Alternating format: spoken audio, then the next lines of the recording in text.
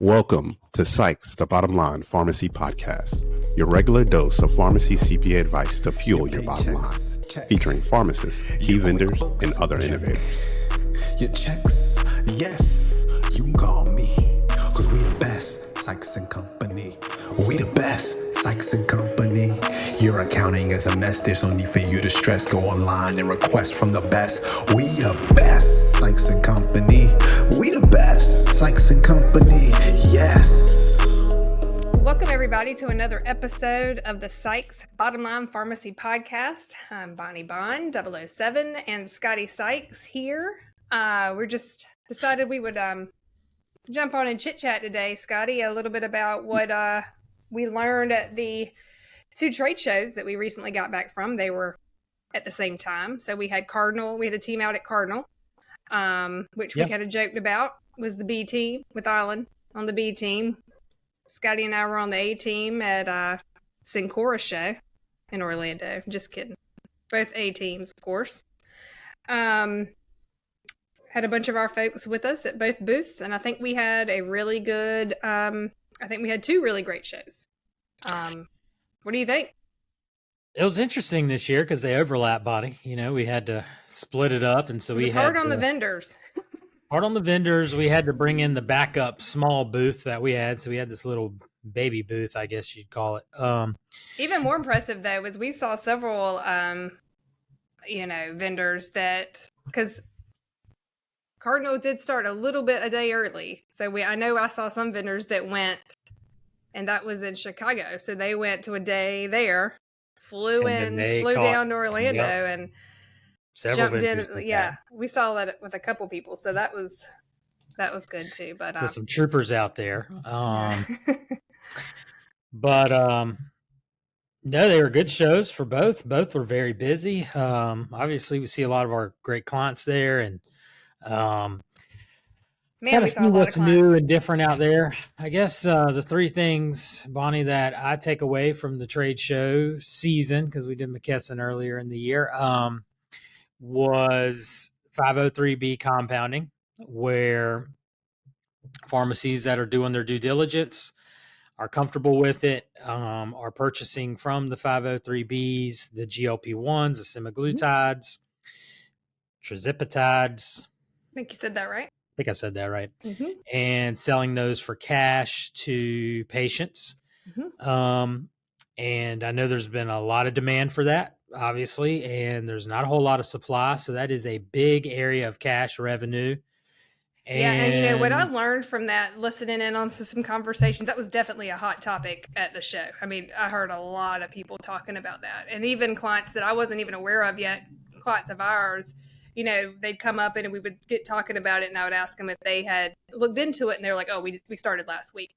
So it is definitely something that's hot right now for a different revenue stream. But something that I learned that I guess I'm not surprised by, but people in the industry were mentioning at the show was that doctors are very positive and on board with this. Yes. As long as it's coming from a certified place, they know they know the product they're getting. It's a good product.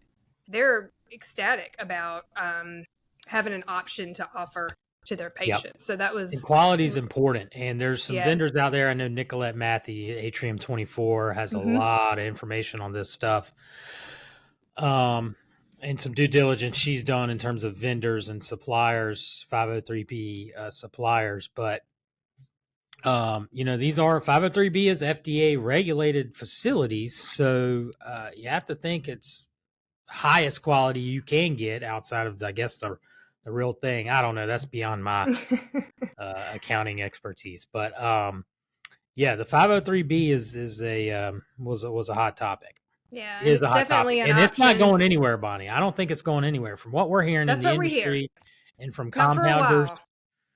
Yeah. It's got 2 to 3 years for this to ride is what we're hearing. Now, whether that's true or not, I don't know, but that's what we're hearing. So it's great for people that need it. And the supply's out for people that need these GLP-1s. And then also it's a much more affordable option for people, as well as for some that, have to pay $1,000 a month for this. This may work for some people to pay $300 a month. So it's a win-win on the health side. We definitely want to make sure you're taking care of the patient. But it was good to hear that doctors seem to be on board with a lot of this. So definitely something to look at. Fill-in scripts, like we've said a million times, just fill-in scripts is not going to be enough right now. So it's an option you need to look into. The other thing, Bonnie, was the insurance, being your own insurance agent. A lot of folks doing that. A lot of folks doing the classes for that. So it seemed like everybody that stopped by was, hey, I got to take my test tomorrow. Got my insurance test tomorrow. So that's interesting to hear. Part D, not Part B, enrollment start. Where, that's essentially where you're walking the fine line of getting the best plan for the patient, also a good plan, better plan for the pharmacy at the same time. So that is definitely was a hot topic for sure as well. For sure. And one takeaway, I think the biggest takeaway I learned at the show about that particular topic is, just make sure you don't enroll someone that is dead, because apparently we learned that someone had tried that and it did not end well. So that is something that has stuck with me since the show, that we were given that nugget of, you don't want kind of common sense advice. But yeah, I mean, the main thing with anything is patient care first. That's most important. So you definitely want to make sure they have the best plan that benefits them and what they need. But since you're doing all that work anyway, we're seeing a lot of clients that have gotten into this even last year, the year before, to also be able to generate, again, another revenue stream during that time of year when you're doing so much of that work anyway. So, and also during open enrollment, this is the third thing. One of the third things I took away was the open enrollment in technology, and how technology and artificial intelligence is going to help with that, where artificial intelligence will have the conversation with the patient and walk them through 90% of the process, and then the pharmacist comes in the last 10% and finishes it out. So artificial intelligence is definitely going to be a player in this open enrollment. And there was a couple vendors out there doing that as well, or looking into expanding into that technology. So that's interesting to me. Anytime we can get technology to do a lot of that work, to take off of a pharmacist so they can do more valuable patient care, what have you. I like that. Absolutely. Idea. Yep. The technology is where it's at. It's not going anywhere. So, and definitely AI is not going anywhere. No, it's not. The other thing, which we've done, I think, recently a podcast on, is long-term care, Scotty. That again was bounced around at the show a lot too. That was last year. And still this year, hot topics. Still pharmacists just now getting into that. That you got to do that. I mean, that you're already serving those patients. Most likely, you want to get to 50 to 100 patients there and get on that long-term. I mean, we've heard some. People stop by telling us about they did do it months ago last year and how much it's benefited them each month, revenue-wise. So, for sure. They can see it, and I think many of them would also tell you that it was not as tedious as you would think. I know some people hold back from doing it because they know it's time consuming. I don't have time to get into it. It's going to be a lot of work. But I did hear that multiple times, that it really wasn't that big of a deal. It's been huge for us. So you've definitely got to look into that. Well, it's just a division of a pharmacy now. I mean, the long-term care side, combo side is now a division of a pharmacy, and you have to do it. The money's there right now, and it's improving margins. So yeah, it's huge. And nothing that we want to probably start name dropping or anything yet, but there were a few other technology driven sort of things at the trade show that I thought were super cool, that maybe we can have on the podcast as it comes down the pike a little bit. Is it Pike or Pipe? I'm not sure. Every time I say it, I'm like, is that right? You just said Pike. I think is it the Pipe or is it the Pike? I don't know. I was wondering. I'm asking you. You said it. If any of our listeners would shoot us an email and let us know, down the Pike. I don't know. Maybe we can ask technology. Ask AI. We should just Google it. But anyway, and I would definitely push anybody. I know it's busy. I know margins are down and reimbursements are down and people are stretched thin. But, coming up, obviously, trade show season for the summer is slowing down. But we definitely have the NCPA trade show in October. If you can make that, I would definitely try to stop in there at least for a day or two, just to kind of see what's new out there on the horizon, especially with technology. All those things change so quickly. And so it would be good to get out there and see that. And of course, you got the ownership workshop with that program, the NCPA program. And one other thing, Bonnie, the little bonus topic we haven't talked about in a long while. My favorite? Yeah. Is that where we're ERTC, going? Are we going the with that ERTC. There's been a lot of updates with ERTC where the IRS had, we've been through it. They put the pause in, and now they're looking at every one of them that was being applied for here the last year. Can I just say something? I just want to be the one to say Go ahead. Yesterday, I received, we get correspondence when we do tax returns. I saw a copy of a notice, ERTC notice, that was a denial notice. It's the first one I've actually seen on paper. So I just want to put it out there that it was denied.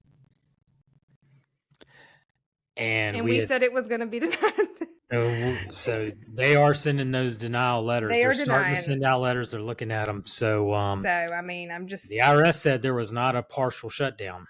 And that's exactly what it had in there. Shut it down. Scotty and I really quickly were like, "What? Go, page. What does it say? What's the problem? What was the reason?" And it said they didn't qualify. Be careful out there if you've done the ERTC. They might open it back up where you can return the money to the IRS and say, well, maybe I give you a second chance, if you will. They already did that once. They might do it again and give you a third chance. But just be aware. You think so? They might. A third chance. They might. So we'll see. But that's unfolding. And then lastly, your paperwork, have everything in order. Yeah, you got to prove that government shutdown and the nominal impact. Be ready, because I was actually surprised to already see a denial letter like that. I thought it would take a few more years. Yeah, but there it was. They're checking them now. Those ones that applied late, they're checking. The other thing, Bonnie, is you got some competition now because we have a new podcast. I heard. Yep. It's exciting. So, all you listeners out there, we have a new podcast minus Bonnie. Bonnie's not the star of that show. So check that out if you haven't. That one's on accounting and tax topics for Pharmacies. So that'll be a good one. We'll get you as a guest on there, Bonnie, sometime. Maybe.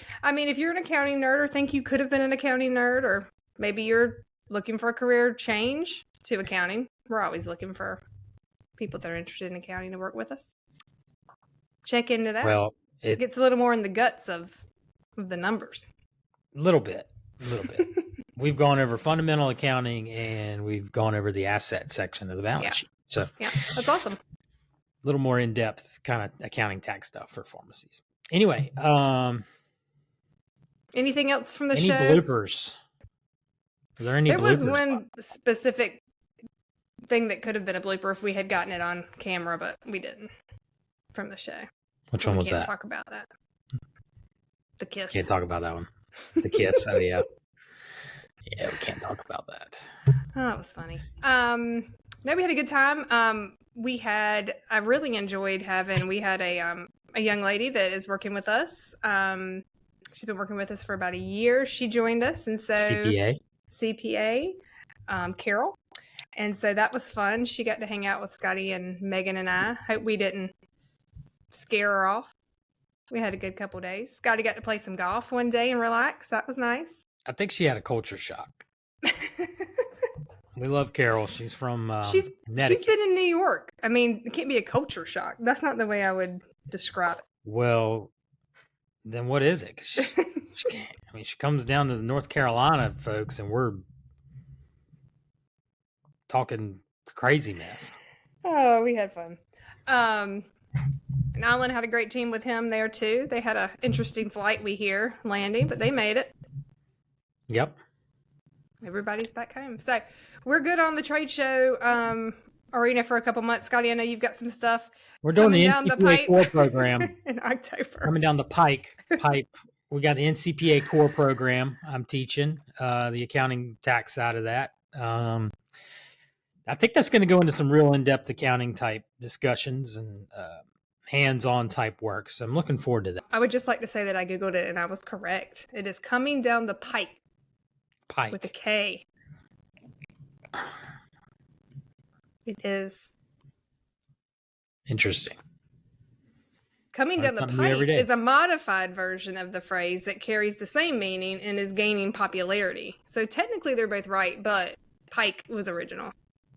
That's the original. Mm-hmm. But you can use both.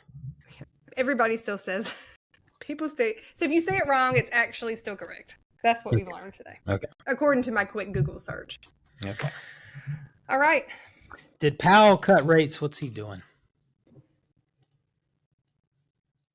That's a side topic.